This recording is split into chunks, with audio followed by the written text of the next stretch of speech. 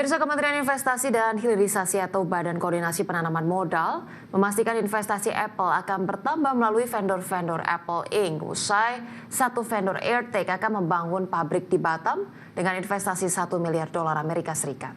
Ya, di mana vendor lain berinvestasi di Indonesia menjadi bagian dari rantai pasok global untuk produk Apple.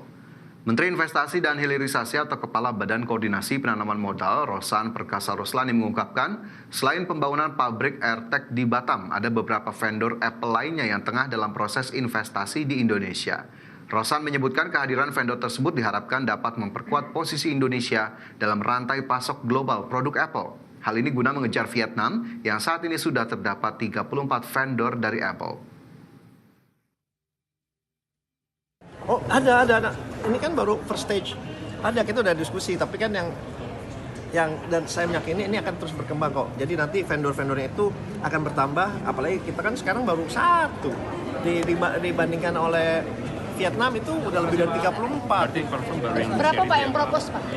Ya, pokoknya saya lagi Ya, tentunya ini menjadi kabar yang mengembirakan juga ya, Caya, jika tadi kerjasama yang diperkuat antara Indonesia dan Turki, Indonesia dan Arab Saudi, bahkan dari sisi industri saja tadi Kadin juga melakukan kunjungan ke Australia untuk kemudian ini memperdalam lagi dari sisi investasi maupun kerjasama ekonomi, dan ini semoga tetap berlanjut dan juga tetap sustainable agar kemudian juga manfaatnya dirasakan oleh Indonesia. Betul, kita harapkan ada hasil nyata begitu ya, apakah itu penandatangan MOU dan juga percepatan dari penandatanganan kerjasama-kerjasama yang sebenarnya sudah dilakukan juga sejak beberapa tahun yang lalu. Kita nantikan outcome-nya akan seperti apa. Dan tadi kalau ada berita mengenai Apple kemudian berinvestasi di beberapa vendor gitu ya di Indonesia akhirnya gitu ya.